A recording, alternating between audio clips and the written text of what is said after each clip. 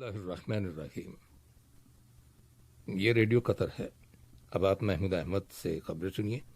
ابتدا میں پیش خدمت ہیں اہم خبروں کی سرخیاں۔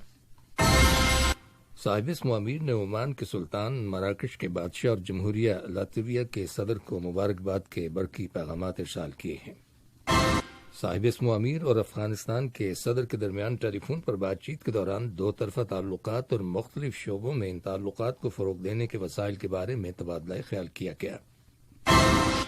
آج صبح دیوان امیری میں وزیر اعظم و وزیر داخلہ کی صدارت میں قطر کی کابینہ کا باقاعدہ اجلاس منعقد ہوا، اور وزارت صحت نے اعلان کیا ہے کہ ملک کے اندر کرونا وائرس کے مزید 256 مریض صحت یاب ہو جانے کے بعد شفا پانے والے افراد کی مجموعی تعداد اب 1,33,500 ہو گئی ہے۔ یہ تھیں اہم خبروں کی سرخیاں۔ لیجیے اب آپ تفصیل سے خبریں سنیے۔ صاحب اسم امیر شیخ تمیم بن حمد آل ثانی نے عمان کے سلطان حاتم بن طارق کو ان کے ملک کے قومی دن کے موقع پر مبارکباد کا برقی پیغام ارسال کیا ہے۔ صاحب اسم امیر شیخ تمیم بن حمد آل ثانی نے مراکش کے بادشاہ محمد ششم اور جمہوریہ لاتویہ کے صدر ایگلس لیوٹس کو ان ممالک کے یوم آزادی کے موقع پر مبارکباد کے برقی پیغامات روانہ کیے ہیں۔ نائب امیر شیخ عبداللہ بن حمد آل ثانی نے بھی عمان کے سلطان حاتم بن طارق، مراکش کے بادشاہ محمد ششم اور جمہوریہ لاتویہ کے صدر ایگلس لیوٹس کو مبارکباد کے تار ارسال کیے ہیں۔ دنی اثنا وزیر اعظم و وزیر داخلہ شیخ خالد بن خلیفہ بن عبدالعزیز آل ثانی نے بھی اسی قسم کے مبارکباد کے تار سلطنت عمان کے سلطان، مراکش اور لاتویہ کے وزراء اعظم کے نام ارسال کیے ہیں۔ صاحب اسم امیر شیخ تمیم بن حمد آل ثانی نے آج صبح افغانستان کے صدر ڈاکٹر محمد اشرف غنی کے ساتھ ٹیلی فون پر بات چیت کے دوران دونوں ملکوں کے تعلقات اور مختلف شعبوں میں ان تعلقات کو فروغ دینے کے وسائل کے بارے میں تبادلہ خیال کیا۔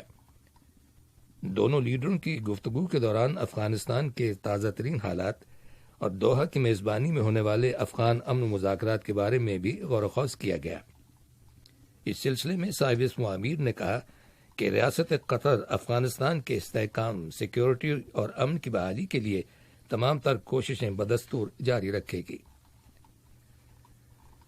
آج صبح دیوان امیری میں وزیر اعظم اور وزیر داخلہ شیخ خالد بن خلیفہ بن عبدالعزیز آل ثانی کی صدارت میں قطر کی کابینہ کا باقاعدہ اجلاس منعقد ہوا۔ اجلاس کے آغاز میں وزیر صحت ڈاکٹر حنان محمد الکواری نے ملک کے اندر کرونا وائرس پر قابو پانے سے متعلق کوششوں کے بارے میں بریفنگ دی۔ کابینہ نے ان کوششوں اور کورونا پر کنٹرول حاصل کرنے کے سلسلے میں احتیاطی تدابیر جاری رکھنے کا عہد کیا۔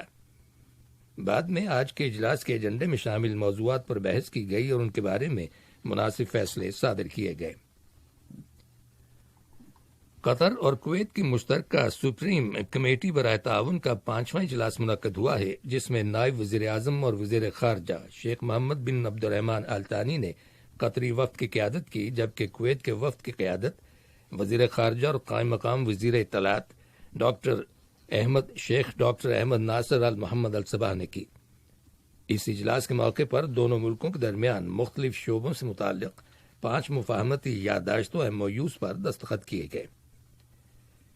ویڈیو کانفرنسنگ کے ذریعے منعقد کیے گئے اس اجلاس سے اپنے خطاب کے آغاز میں نائب وزیر اعظم اور وزیر خارجہ شیخ محمد بن عبد الرحمن آل ثانی نے کویت کے سابق امیر مرحوم شیخ صباح احمد الجابر الصباح کے لیے اللہ تعالیٰ سے ان کی مغفرت کی دعا کرتے ہوئے کویت کے امیر شیخ نواف احمد الجابر الصباح اور ولی عہد شیخ مشعل احمد الجابر الصباح کی قیادت میں کویت کی ترقی اور خوشحالی کی تمنا کا اظہار کیا۔ نائب وزیر اعظم اور وزیر خارجہ نے کہا کہ قطر اور کویت کی مشترکہ سپریم کمیٹی برائے تعاون کا یہ اجلاس ایسے وقت میں منعقد ہوا ہے جبکہ علاقائی اور بین الاقوامی حالات انتہائی پیچیدہ ہیں۔ انہوں نے مزید کہا کہ موجودہ اجلاس کا انعقاد دونوں ملکوں کے لیڈروں صاحب اسم امیر شیخ تمیم بن حمد آل ثانی اور کویت کے امیر شیخ نواف احمد الجابر الصباح کی دانشمندانہ قیادت کا نتیجہ ہیں۔ انہوں نے کہا کہ دونوں برادر ممالک کے تعلقات انتہائی گہرے ہیں اور یہ دنیا میں دو ملکوں کے مابین تعلقات کی ایک بہترین مثال ہیں۔ مذکورہ اجلاس میں دو طرفہ تعلقات اور باہمی دلچسپی کے متعدد معاملات کے بارے میں غور و خوض کیا گیا۔ نائب وزیر اعظم اور وزیر خارجہ شیخ محمد بن عبد الرحمان آل ثانی سے قطر کے دورے پر آئے ہوئے خلیج کی کونسل برائے تعاون GCC کے سیکریٹری جنرل ڈاکٹر نائف صلاح الحجراف نے ملاقات کی ہے، جس میں GCC کی سرگرمیوں کا جائزہ لیا گیا اور باہمی دلچسپی کے معاملات زیر بحث آئے۔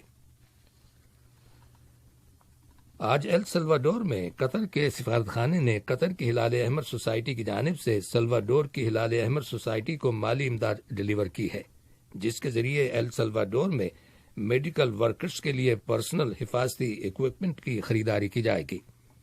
اس مالی امداد سے سلواڈور کے ہلال احمر سوسائٹی کے رضاکاروں کے لیے میڈیکل سامان کے علاوہ ملک کے اندر کرونا وائرس سے متاثرہ خاندانوں اور حال ہی میں وہاں آنے والے طوفان سے متاثرہ لوگوں کے لیے اشیاء خورد و نوش کی خریداری بھی کی جائے گی۔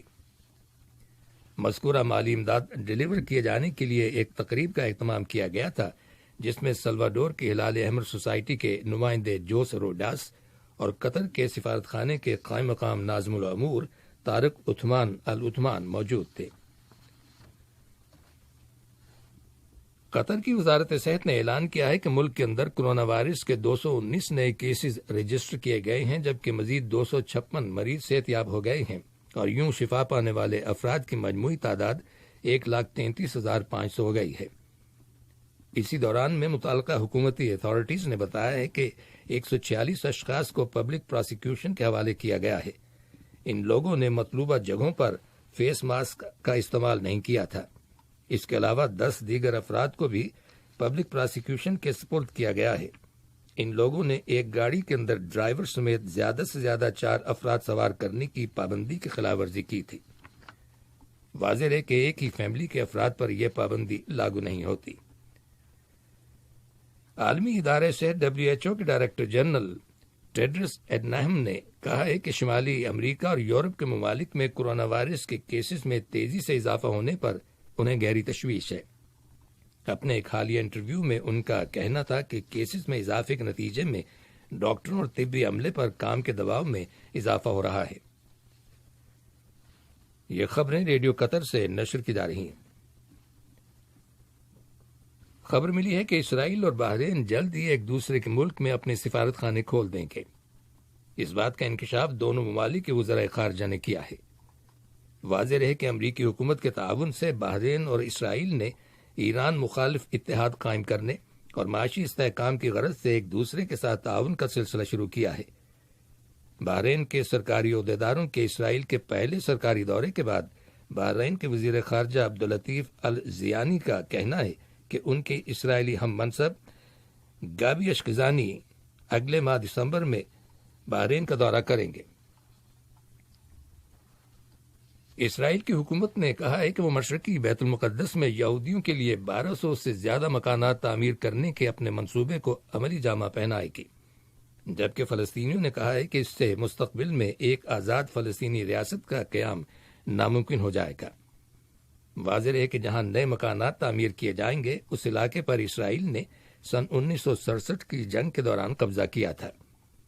مبصرین کا بھی کہنا ہے کہ مذکورہ اسرائیلی منصوبے پر عمل درآمد سے فلسطینی ریاست کے لیے مشرقی بیت المقدس کو اپنا دارالحکومت بنانا مشکل ہو جائے گا۔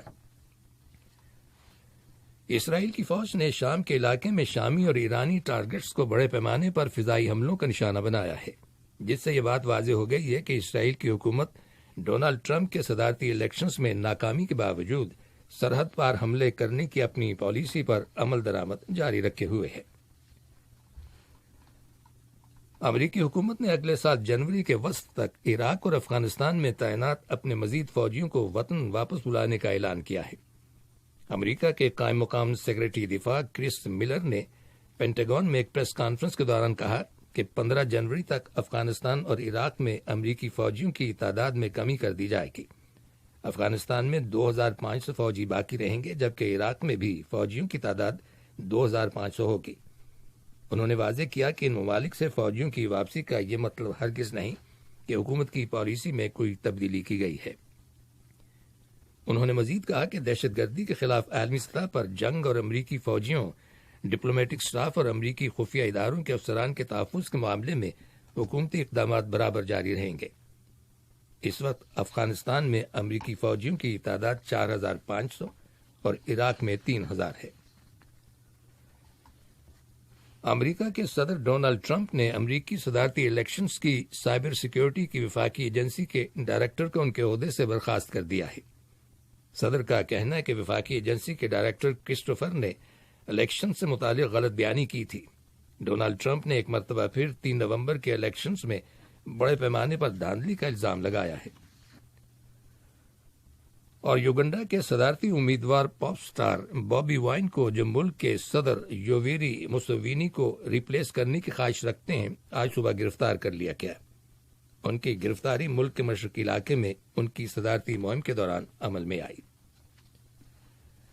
آخر میں اہم خبروں کی سرخیاں ایک بار پھر سن لیجیے۔ صاحب اسم امیر نے عمان کے سلطان مراکش کے بادشاہ اور جمہوریہ لاطویہ کے صدر کو مبارکباد کے برقی پیغامات ارسال کیے ہیں۔ آج صبح دیوان امیری میں وزیر اعظم اور وزیر داخلہ کی صدارت میں قطر کی کابینہ کا باقاعدہ اجلاس منعقد ہوا، اور وزارت صحت نے اعلان کیا ہے کہ ملک کے اندر کرونا وائرس کے مزید 256 مریض صحت یاب ہو جانے کے بعد شفا پانے والے افراد کی مجموعی تعداد اب 1,33,500 ہو گئی ہے۔ ریڈیو قطر سے خبریں۔